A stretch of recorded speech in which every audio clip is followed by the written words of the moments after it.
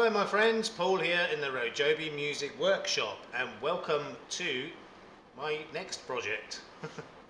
Okay, but before I show you what it is, I want to show a few more things first. So I do quite a lot of my shopping online because it's just easier for me, including instruments, and I recently bought, I don't think I've showed this before, this little banjolele. Just a 6-inch pot, tiny little pot. So I bought this online from a Chinese company, actually called China Guitar, of all things. So yeah, it's just a 6-inch pot on this, but I was a bit skeptical what it was going to be like. But when it arrived, I was really surprised at how good quality this is. I mean, you know, it's got all the proper hardware. The hooks, we've got 1, 2, 3, 4, 5, 6, 7, 8, 9, 10 hooks on a little 6-inch pot, and they're good ones. They're not the cheap nasty ones. They're really good. And you know, the tone ring is a good one. It's got a very good quality synthetic head on it. Good quality bridge. Tailpiece is great. Good neck, fretboard, tuners. It's really good. You know, it's properly well built. This is no toy. This is a proper instrument. And you know, don't be fooled by the 6-inch pot. That's got some kick. And yeah, so I did rebrand it.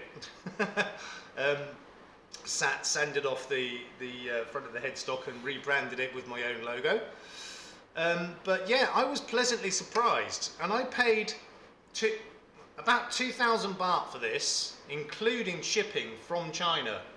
Now that equates to 2,000 baht equates to about $65 or £50.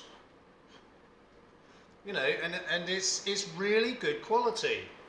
It looks great. It's well built. It sounds awesome. And you know, I bought this to resell in my shop, and I liked it so much I bought another one from the same company, and this is for me. And I basically, you know, converted it to left-handed. I say converted, there was nothing to it. I mean, I took the strings off and swapped them around. The bridge, obviously like any banjo, is not fixed, so I just turned that round. And the nut, did I make a new nut for this? I think I might have done actually. Let me just have a closer look. I can't remember actually, but the nuts on these are kind of universal. They've got the same size slot all the way across. So it might be the original nut. I think it is actually. No, I don't know. I may have put another nut on there. But it was, you know, it took me like half an hour to convert this to left-handed. There's no armrest on it. But you know, I mean, you know, Remo head, and as I said, these heads, they are synthetic. You can see, you know, it's plastic, but made to look like skin, and they really do look great. I mean, and they're not sort of printed or anything. You can see, you know, the two heads have got sort of different patterning on them. So really well made, and like I said, $65 or 50 quid each, including shipping from China. And I was really impressed with the quality for the price. And any of you who know me and watch my videos will know that, you know, I'm quite a banjo enthusiast. I've had this banjo for probably 20 years, and I love this thing. I don't really play it much, but you know, this it's not high quality, but it is very good quality. It's a Tanglewood TB24 DLXG. Okay, it's a Tanglewood TB, which is Tanglewood banjos. 24, not sure. 24D, and then L for left hand, XG. TB24 DLXG, and I love this thing. Like I said, I've had it about 20 years, and I liked that one so much that I made myself another one. So this one I actually handmade, and I mean handmade. You know, I didn't actually make that, but you know, I stuck that on because it looks great. These hooks are purely for aesthetics because this has got a wooden top, which is glued on. So the hooks are purely aesthetic. You know, they don't serve the purpose that they normally do on a banjo. Yeah, I made this armrest as well, and I scalloped this end of the fretboard because, you know, I specifically made this for playing. What do you call it? Frailing. Anyway, so that's what I made that one for. And I've made others as well. This is another banjolele that I made. This has a 10-inch pot. Same kind of back as my banjo. Decent tuners. And this one, I actually made 2 of these, but I've sold one. So this is soprano, I think. Soprano or concert. So I made a couple of those. And this one I've had for a few years. And it was actually a knockoff, a copy of this particular brand. It wasn't a genuine one. But again, pretty well made. But basically this area was absolutely rubbish. So I completely rebuilt this, and I mean, you know, absolutely rebuilt it, because it had, I think it originally had 6 hooks, and they were the cheap, nasty, horrible ones. So I'll put the proper ones on here. So yeah, I rebuilt that. Okay, so yeah, I'm a bit of a banjo enthusiast. I've currently got 1, 2, 3, 4, 5, 6, 7, 8 in the shop, of which 1, 2, 3, 4 are mine. And as I said, I've sold a couple of them actually, so I've had at least 10 in the shop. Now, so like I said, I bought these from China Guitar, a Chinese supplier, and you know, really impressed with the quality. Now, because I'm a banjo enthusiast, I've got my you know, my proper 5-string banjo, and I've got the banjo that I made, this one, and that's another 5-string as well. But I've always, or for quite a long time, wanted a 4-string banjo, Irish tenor banjo, which is a different tuning. The normal tuning on a 5-string banjo is G, D, G, B, D, G, D, G, B, D. And the Irish tenor tuning, the normal tuning for the Irish tenor is G, D, A, E, which is the same as violins and mandolins, and actually so an octave lower, but the same tuning. And incidentally, they're also, I mean, you can get a mandola, which is basically, you know, a mandolin on steroids, and it's the same tuning again, but an octave lower. So that's the same as the Irish tenor banjo. And obviously the tenor banjo is used a lot in Irish music, as is the mandola, because they're the same tuning. So I'd wanted one for quite a long time. Now, the company that I bought these from had one, an Irish tenor banjo. Well, actually it isn't, but it is, if that makes sense. So this is the one I bought. This is something else, honestly. And I mean, I'll go through some of the specs on it later. The tuners are not great, but they do turn nicely. And I mean, check out that armrest, and it's aluminium or alloy, I think. And wait for it. How about that? So, and it's got a little bit of weight to it. I mean, this back and the side is all one piece of metal. It's been machined out of one piece of metal. There's no join there. This is all machined. So that the whole of the back and all the side is made from one piece of metal, and it's got a little bit of weight to it. Now, It wasn't listed as an Irish banjo, and technically it isn't, but I can make it into one. There's, you know, not much to do really to make it an Irish tenor banjo, and I've actually got it at the moment tuned up to GDAE. But as you can hear, there's a lot of rattling and buzzing. So, what did I pay for this? Including shipping, 3,237 Thai baht. 3,237 Thai baht, including shipping, and I think shipping was about 250. So it was actually, the price was under 3,000 baht, but including the shipping, that equates to round about $100 or £80. What? I mean, it's quite unique. Well, I think it's quite unique. I haven't seen one like this before. And like I said, this whole body is machined out of one piece of metal. I think it's aluminium. I'm no expert, but it's quite tarnished and dull, sides as well. And this beautiful butterfly-shaped armrest. So obviously this is a right-hander, but I'm going to convert it to left-hand, and I'm going to turn it into an Irish tenor banjo, and there's really not that much to it. So as far as value is concerned, I think I've had an absolute bargain with this. Personally, I think, you know, it's used, it's probably fairly old, but in my opinion it's worth a lot more than I paid for it. Now the brand, Sakura, I guess that's Japanese, and that, I don't like this stripe down the middle. It's one thing I don't like about it, and it's painted on as well, but I might leave that.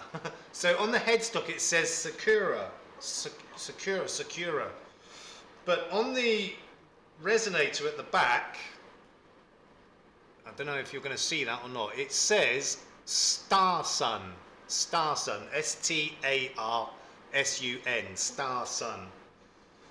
So, I don't know, maybe this was originally two different instruments, I don't know. But I really like this thing, and it sounds just like a banjo. Oh, that rattling and buzzing. So the armrest is actually resting on the body and right next to the tailpiece as well. So they're touching. So we've got a few issues with this thing. So let's just go through it. First of all, we've got a slotted headstock, like a classical guitar, but this one is 4-string, obviously. The tuners, as I said, they're not high-end by any stretch of the imagination, but they do turn nicely and they seem to work just fine. The buttons on two of them, can you see that? Oh, just there. It seems like it's burnt, melted. And I think it's the same on that one as well, yeah. So these two buttons have got burn marks, where it's well, not just marks, but it's actually melted. I'm not quite sure what happened there, which is a bit of a shame, but it's not a big deal. It doesn't you know, change how they work, and it's not weakened them at all. So I think they'll be fine. I might change them, but I don't know, probably keep them. Now the nut looks like it's wood, and can you see how deep the strings are in those slots? That's crazy, especially this one. That seems to be the worst, the bass string. I'm pretty sure it is a wooden nut. I'd like to keep it on here because it's part of it, basically. But I don't know. I'll have to see. And the strings that are on it, they're okay, but I think, you know, they're a little bit old and tarnished. So I may or may not change them. I probably will. Now, fretboard. Interesting. Let me just move these little banjolelas out of the way. The fretboard is very interesting. We've got 1, 2, 3, 4, 5, 6, 7, 8, 9, 10, 11 frets. Bit strange, you say? I know, you're right. Because, you know, most fretboards will have at the very least 17 or 19 frets up to like 24, 25, some of them. This has 11 frets. Why is that, you ask? Good question, I tell you.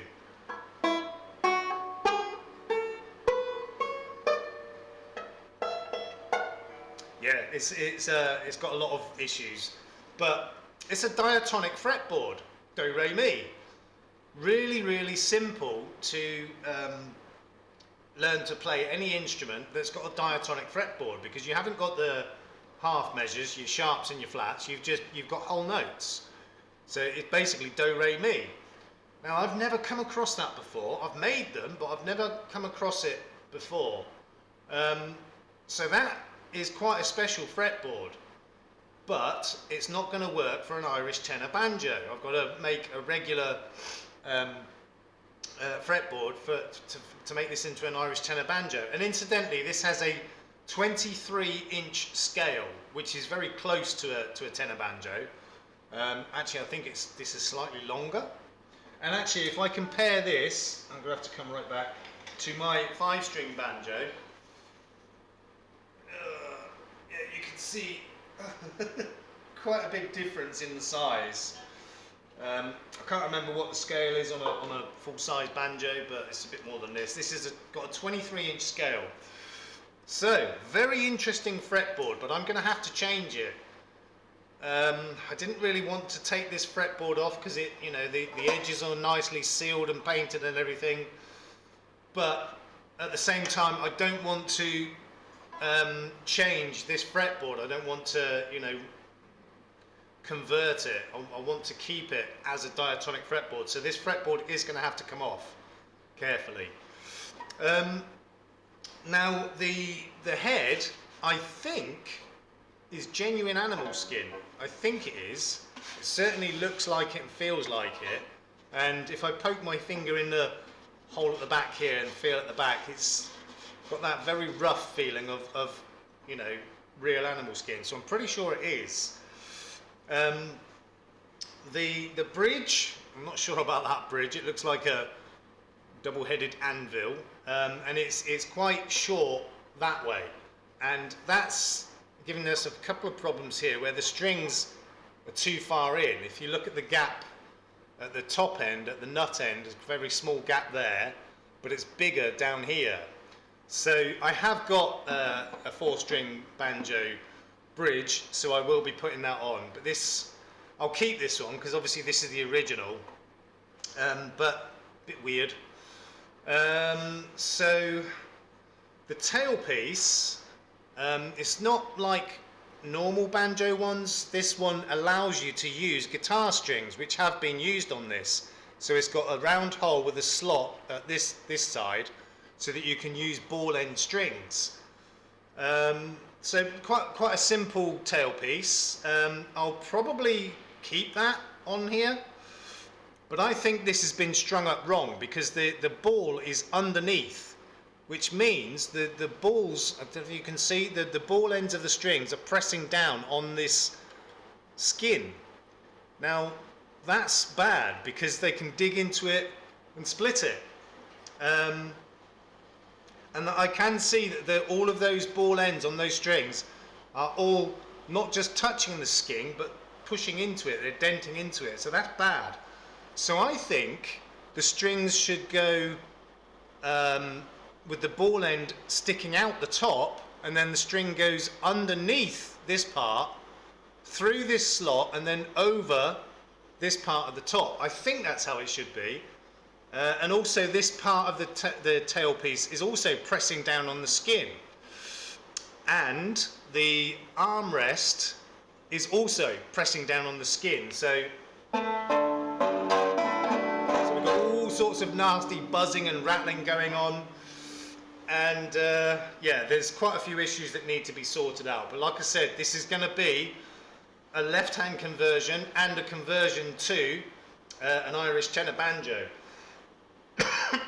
So this is my next project. Is it a conversion or is it I don't know, but you know, I'm gonna make this an Irish tenor banjo. But the major changes I've got to do is I've got to replace this fretboard, because this is a diatonic fretboard. I mean, it could work, I suppose, but you know, you're not going to get your sharps and your flats and all the chords and everything. It's going to be very limited. So I'm going to very, very carefully remove this fretboard, but that's not going in the bin. Absolutely not, because I've not come across these before. So, yeah, obviously the first thing I'm going to need to do is strip this down. I mean, literally strip it down, and you know, see where we're at. One other thing, this ring, the tension hoop, tension ring, whatever you call it around here, it's a good one, but this top edge is really sharp, really sharp. So I'll need to sort that out as well. And it would be absolutely a very bad idea just to flip it over, because then it's going to cut into the skin. Now, one thing I will need to do for converting this to left hand is to move this armrest to the other side. So it's got two nuts on here, and I have already had a look. I took these nuts off, took this off, and the threaded part is actually soldered or brazed onto this ring. So I can't just take it off, you know, and make more holes this side and put it on like that. So, you know, when I strip it down, I'll be taking this tone ring off, and when I put it back together, I'll be, you know, turning that round to there to make it for left-handed. So, really, really excited about this project. Can't wait to get stuck into it. Okay, so I'm going to end this video here. So my brand new project is Irish tenor banjo, making or converting, or however you want to look at it. And part 2, I will be stripping this thing down. So we'll see how that goes. In the meantime, please look after yourselves, look after each other. We will see you soon. Peace out.